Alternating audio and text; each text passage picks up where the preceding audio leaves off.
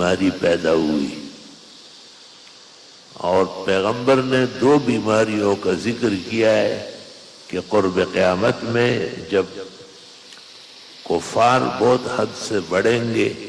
اور مسلمانوں کو ہر جگہ دبوچیں گے اور ان پر قیامت برپا کریں گے،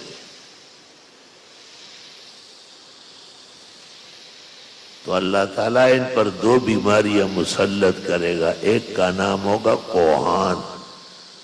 یہ وہ دانے وہ آنے وہی چیز تو ہے، اور دوسری کا نام ہوگا محتان۔ کوہان کی تو وجہ معلوم ہوگی کہ نزلہ زکام ہے اور ناک سے پانی آ رہا ہے، اور محتان کی کوئی وجہ نہیں ہوگی، آدمی صحیح سلامت چل رہا ہوگا، اچانک گر جائے گا،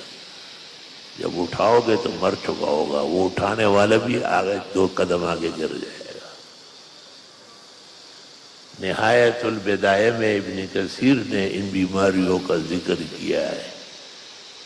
اور مولانا شاہ رفیع الدین محدث دہلوی نے علامات قیامت میں بھی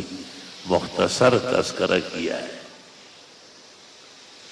اور ماوردی نے ظہور مہدی کے اندر بھی بتایا ہے کہ اس وقت کے حالات کیا ہوں گے۔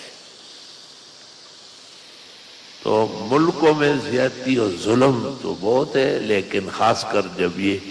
مسلمانوں کو تنگ کرنے پر آتے ہیں تو پھر ایک نہ ایک دن قہر الہی جوش میں آ جاتا ہے۔